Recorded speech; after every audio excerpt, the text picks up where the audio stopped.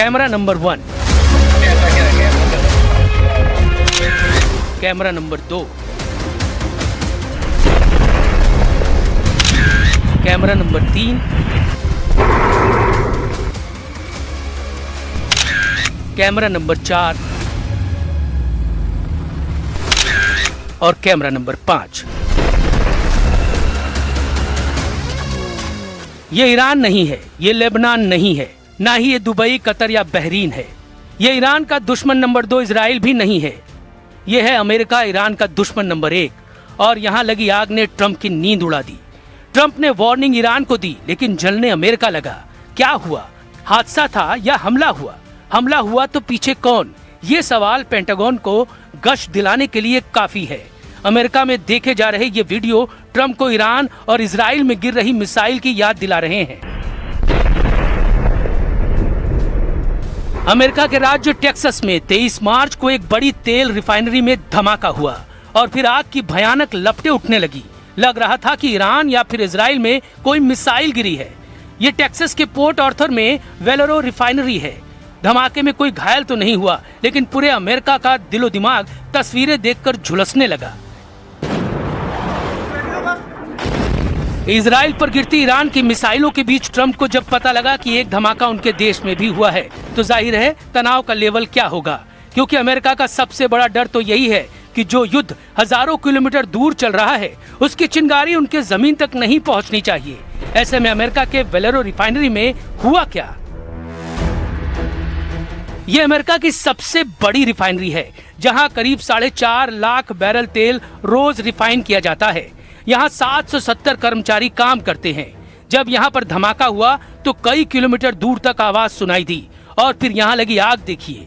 युद्ध के वक्त जब तेल गैस की कीमत उछाल मार रही है, तब अमेरिका की सबसे बड़ी रिफाइनरी में हुआ धमाका बहुत बुरी खबर लेकर आया है। सवाल उठने लगे कि क्या ईरान ने ट्रंप के घर में घुसकर मारा है? क्या टेक्सास की रिफाइनरी में हुआ विस्फोट किसी शाहिद टाइप के ड्रोन का अटैक है? टेक्सास की रिफाइनरी में हुए धमाके के पीछे तकनीकी गड़बड़ी बड़ी वजह बताई जा रही है। इंडस्ट्रियल हीटर में खराबी से लेकर डीजल प्रोसेसिंग यूनिट में आग लगना, ये तमाम वजहें इसके बारे में बताई जा रही हैं।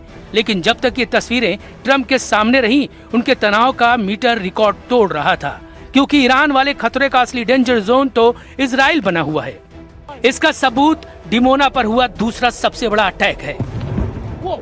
ईरान की मिसाइल कैसे आई और कैसे इजराइल की एयर डिफेंस मिसाइल को चकमा देकर अपने टारगेट पर जाकर फटी। ये वीडियो बता रहा है कि इजराइल के लिए अब ईरान को रोकना मुश्किल हो रहा है। ईरान की मिसाइल जहां चाह वहां राह बनाकर इजराइल पर फट रही है।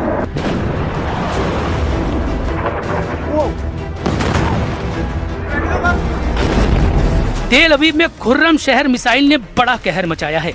इसके वीडियो वायरल हो रहे हैं। इजराइल किसी भी तरह इन तस्वीरों को रोकने की कोशिश कर रहा है, लेकिन तेल अवीव शहर के बीचों बीच हो रहे हमलों ने हाहाकार मचा दिया है। और तमाम दावों के बीच नेतन्याहू की सेना भी परेशान है कि आखिर ईरान के मिसाइल हमलों को कैसे रोका जाए, कैसे इस आग को बुझाया जाए।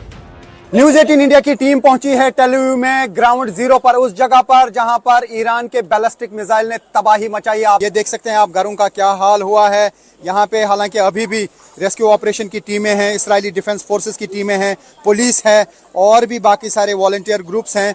तबाही बहुत ज्यादा इर्द गिर्द हुई है।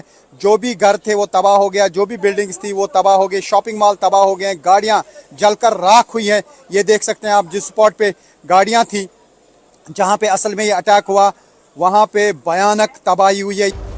इस वीडियो में देखिए कैसे ईरान की मिसाइल इजराइल के एयर डिफेंस को चकमा दे रही है। 2 इंटरसेप्टर मिसाइल पलटवार करती हैं तो उनके बीच में ईरान की मिसाइल आराम से निकल जाती है। यानी आसमान में जिस मिसाइल को ईरान के हमले को नाकाम करना था, वैसी 2 मिसाइल भी ईरान के अटैक को रोक नहीं पाई। ईरान की सेज्जिल जैसी मिसाइल की कीमत 9 से 10 करोड़ रुपए होती है, जबकि इसे रोकने के लिए इजराइल के पैट्रियट या डेविड स्लिंग को लॉन्च किया जाता है तो उसके इंटरसेप्टर की कीमत 3 गुना यानी करीब 25 से 30 करोड़ तक हो सकती है। जबकि एरो 3 जैसी डिफेंस सिस्टम की इंटरसेप्टर मिसाइल की कीमत 5 से 6 गुना यानी 50 करोड़ तक हो सकती है। इस बीच लेबनान में ईरान के साथी मिलिशिया हिजबुल्लाह ने एक वीडियो जारी किया और इस वीडियो में नसरअल्लाह ब्रिगेड ने अपने इरादे जाहिर कर दिए हैं। इस वीडियो में हिजबुल्लाह ने 2 मिसाइल दिखाई है, दोनों ही अमेरिका और इजराइल के लिए बहुत ज्यादा खतरनाक है। पहली है शॉर्ट रेंज बैलिस्टिक मिसाइल फतेह 110 और ईरान की बनाई हुई मिसाइल है और अब तकनीक मिलने के बाद हिजबुल्लाह ने भी ये मिसाइल तैयार की है। इस मिसाइल की रेंज 300 किलोमीटर है, इसलिए ये 75% इजराइल को कवर करती है। वहीं दूसरी मिसाइल है पावेह, ये क्रूज मिसाइल है जिसकी रेंज 1600 किलोमीटर है। ये आधे भूमध्य सागर को कवर करती है, इसलिए ग्रीस के क्रीट में खड़े अमेरिका का जेराल्ड फोर्ड कैरियर भी इसकी जद में है। ये इशारा हिजबुल्लाह की तरफ से किया जा रहा है। लेबनान और इजराइल के बॉर्डर पर युद्ध फिर भड़क चुका है। इजराइल के मार्कावा टैंक की ब्रिगेड लेबनान बॉर्डर पर पहुंच चुकी है। लेबनान की जमीन को गाजा की तरह रौंदने के लिए इजराइल से ऑर्डर जारी हो चुका है। इजराइल का सबसे खतरनाक टैंक मरकावा और उसकी नेमर बख्तरबंद गाड़ियां कमांडोज के साथ तैनात हैं और आगे बढ़ रही हैं। इजराइल के टारगेट पर हिजबुल्लाह है, जो लेबनान में ईरान का साथी मिलिशिया है, और इजराइल का ग्राउंड ऑपरेशन अब हिजबुल्लाह को पूरी तरह से खत्म करने के लिए है। इजराइल के टैंक तब तक वापस नहीं लौटेंगे जब तक नईम कासिम के एक लड़ाके को खत्म न कर दें। जब ईरान में इजराइल और अमेरिका की बमबारी जारी है, ईरान के कई कमांडर मारे जा चुके हैं और अब भी हमले जारी हैं, तब इजराइल ने अपने सबसे नजदीकी दुश्मन को मिटाने का फैसला किया है। क्या यह इजराइल के लिए आसान होगा या फिर ग्राउंड ऑपरेशन में उसे मुंह की खानी पड़ सकती है? इस वक्त इसे दुनिया में सबसे खतरनाक युद्ध की शुरुआत के तौर पर देखा जा सकता है। यह ऐसा मोर्चा है जहां एक तरफ दुनिया की सबसे आधुनिक माने जाने वाली इजराइल की फौज है और दूसरी तरफ है इजराइल का सबसे बड़ा दुश्मन मिलिशिया हिजबुल्लाह, जिनकी टक्कर अब सामने नजर आ रही है।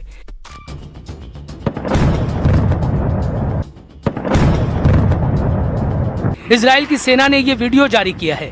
दक्षिण लेबनान में ऑपरेशन में आगे क्या होने वाला है, इसे उसका ट्रेलर समझ लीजिए। इजराइल की सेना रात में ऑपरेशन कर रही है, बॉर्डर के पास हिजबुल्लाह के ठिकानों का पता लगा रही है। במהלך היום הרמטכ"ל ביקר בפיקוד צפון ואישר את התוכניות להמשך הפעולה בלבנון. כפי שאמר הרמטכ"ל, ההדף של הפגיעה והחלשת המשטר באיראן מורגש גם במערכה מול חיזבאללה. ביממה האחרונה, כוחות אוגדה 91 החלו בפעילות קרקעית ביעדים מרכזיים בדרום לבנון, כחלק מחיזוק ההגנה על יישובי הצפון. הכוחות משמידים תשתיות טרור ומחסלים מחבלים. अपने पूर्व चीफ हसन नसरअल्लाह के दौर से ही हिजबुल्लाह ने बॉर्डर वाले इलाकों में इजराइल के खिलाफ टारगेट सेट किए हुए हैं। इजराइल से लंबी टक्कर और हथियारों के गोदामों पर हुए हमलों के बावजूद हिजबुल्लाह की रॉकेट फोर्स बरकरार है। उसकी तरफ से 10,000 रॉकेट वाली सुनामी किसी भी वक्त लॉन्च की जा सकती है। लेबनान और इजराइल के बीच ताजा हमलों के बाद आमने सामने की बड़ी जंग शुरू हो चुकी है। हिजबुल्लाह के टारगेट पर अब इजराइल के ऐसे मिलिट्री बेस हैं जिसकी नेतन्याहू को उम्मीद भी नहीं थी। इजराइल के जिन मिलिट्री बेस को खतरा है उनके बारे में जानने से पहले देखिए हिजबुल्लाह का रॉकेट गोदाम, जो हमास के मुकाबले 10 गुना ज्यादा पावरफुल बताया जाता है। इजराइल को डर है कि जब ईरान से युद्ध जीतना जरूरी है, तब लेबनान में बैठा मिलिशिया हिजबुल्लाह उसको बड़ा नुकसान पहुंचा सकता है। हिजबुल्लाह के लिए राजधानी तेल अवीव सबसे बड़ा टारगेट है। इसके अलावा हाइफा का बंदरगाह खतरे में है। अशदोद और अश्केलान भी हिजबुल्लाह की रेंज में है। बीर शेबा शहर को भी हिजबुल्लाह अपने रॉकेट रेंज में कवर करता है।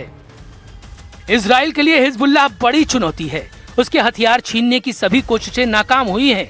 ये इजराइल की डिमांड भी है और अमेरिका की भी। लेकिन बेरूत में धमाकों से घिर चुके हिजबुल्लाह ने फिर से इजराइल पर पलटवार शुरू कर दिया है। हिजबुल्लाह ने बार बार कहा कि उनसे उनके हथियार कोई नहीं छीन सकता। फिलहाल समीकरण ये है कि हिजबुल्लाह एक मिलिशिया है, जबकि इजराइल के पास भारी भरकम और बहुत ही आधुनिक फौज है। और ईरान के साथ साथ अब इजराइल लेबनान का बॉर्डर भी नेतन्याहू के लिए बहुत खतरनाक वॉर जोन बन चुका है।